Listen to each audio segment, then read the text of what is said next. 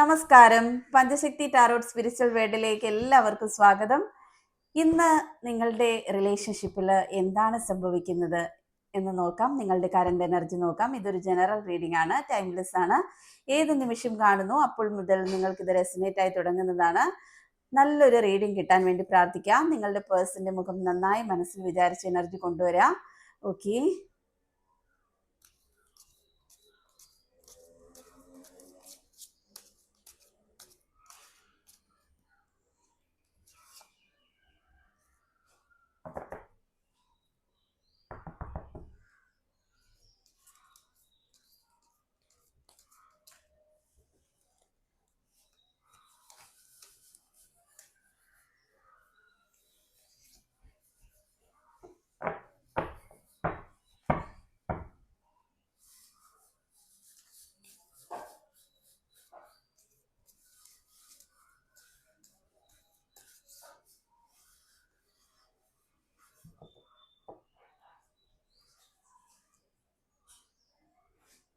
Okay.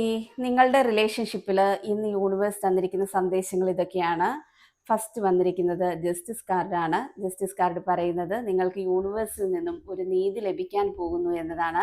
നിങ്ങൾ യൂണിവേഴ്സിനോട് claim ചെയ്തിരിക്കുന്നത് എന്താണോ, അത് പോസിറ്റീവ് ആകട്ടെ നെഗറ്റീവ് ആവട്ടെ, എന്താണെങ്കിലും അത് യൂണിവേഴ്സിൻ്റെ ഭാഗത്തുനിന്ന് ഒരു ആക്ഷൻ ഉണ്ടാകാൻ പോകുന്നു എന്ന് തന്നെയാണ് കാണിക്കുന്നത്.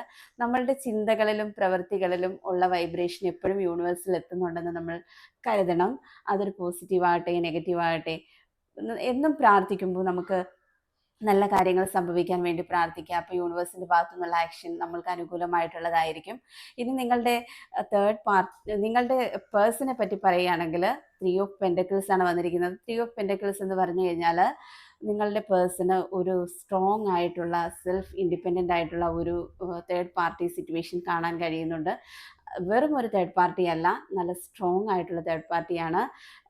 നിങ്ങളുടെ പേഴ്സൻ്റെ മനസ്സിൽ ഇൻഫ്ലുവൻസ് ചെയ്യാനായിട്ട് നല്ല കഴിവുള്ള ഒരു തേർഡ് പാർട്ടിയെ തന്നെ കാണാൻ കഴിയുന്നത്.